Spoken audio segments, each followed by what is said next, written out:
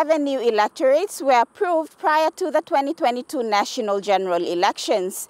This came about as per the 2021 Electoral Boundaries Commission or EBC report and recommendation, which recommended for the creation of 12 new electorates. Prime Minister James Marape tabled the report in Parliament and highlighted that upon consultation with the Electoral Commission, the Electoral Commission indicated that it was a bit late and it will not be possible to conduct elections for the 12 new electorates as proposed. The Electoral Boundaries Commission then recommended that 7 new electorates be included in the 2022 national general elections.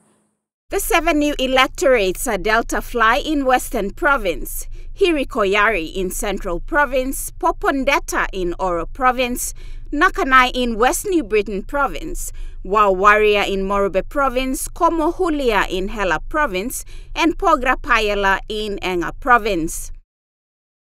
There are challenges like that, rearranging the council votes and the electorates, and then rearranging the administrative polling schedules, you name it, all down the line. When it's affected the head, it has to go down, affecting the whole system, so we go to all of that, yes. The creation of these 7 new electorates has brought the open MPs numbers from 89 to 96. Prime Minister Marape said the creation of these new electorates will ensure equal distribution of services from development funds. However, there were questions raised of whether this decision was rushed and due to the fact that recommendation by the EBC was based off the 2011 national census. Despite criticisms when the 2022 national general elections came about, the 7 new electorates were included. The 2022 national general elections was met with so many issues right from the start, with the deferral of the issue of writs on 3 separate occasions.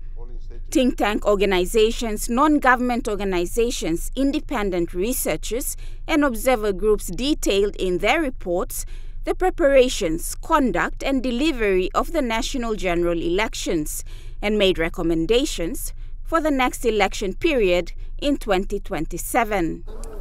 The 2022 national general elections had discrepancies with the common roll, non-compliance with constitutional requirements, and disturbances in the conduct of ballot counting and widespread election-related violence. Double and multiple voting because of the common roll issues. People just line up, vote, come back, line up again, vote, because and also due to non-use of the indelible ink.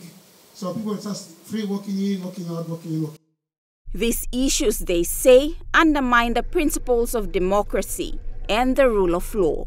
As per an independent observation report by Transparency International, in order to improve the conduct of national elections in Papua New Guinea, focus should be given to promoting transparency and integrity throughout the entirety of the 5-year electoral cycle. We plan to begin public consultations in January. We've already started early work, so I just wanted to sort of and put it this way, the report writing is not difficult. Transparency International has reports that go back several elections. NRI has reports going back to, I think, 1964 or something. So we have enough reports and recommendations, and that's the strategy the committee will be taking. The report will be written by NRI with input from, obviously, Transparency International and basically any interested party. The 2022 national general election, despite all the challenges, concluded with the formation of the 11th government, led by the Pangu Party, with 36 Pangu Party candidates retaining their seats. After a hiatus of 5 years, 2 women were voted into parliament. Rufina Peter was elected as the governor for Central Province, and Cassie Sawang was elected as the open member of parliament for Raikos district of Medang Province. Welcome. We are grateful to have Honorable Treasurer here with us. With the formation of the new Marape-Rosso government, new ministerial portfolios were also created. These portfolios are oil palm, coffee, and international trade and investment. After the 33-member cabinet was announced, the national budget for 2023 was presented on the floor of Parliament by the Treasurer Ian Starkey. This is the first budget after the re-election of the Pangu-led government. The 2023 budget implements our vision.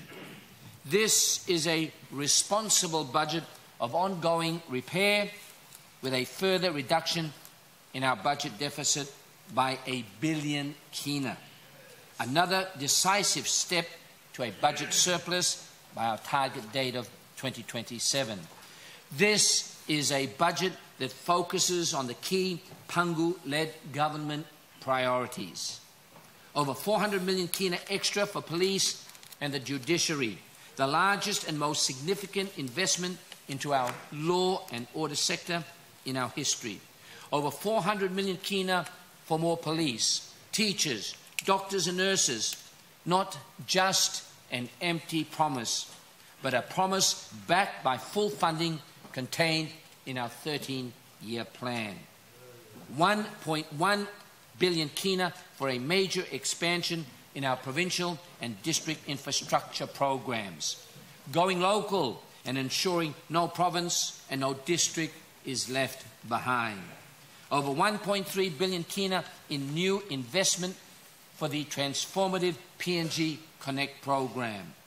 And within these long-term structural and investment policies, 590 million kina in temporary support for households to help deal with cost of living pressures. Implementing the vision, all within our available resources. Visionary, responsible, focused on all regions, focused on leaving no one behind, focused on investments for our children's future. The 24.5 billion kina budget for Papua New Guinea was passed on November 30th, 2022. Director of the Institute of National Affairs, Paul Barker, responds to the budget in regards to the tax threshold for Papua New Guineans. So, on an interim basis, they raised the threshold for tax from 12,500 to 17,000. Now they're introducing that on a permanent basis, so that the minimum threshold for paying taxes rises to 20,000. So that will, for those who are paying taxes, which of course is only a small portion of the total population that are actually having incomes. The 2023 budget, according to Treasurer Starkey, is the largest in PNG's history.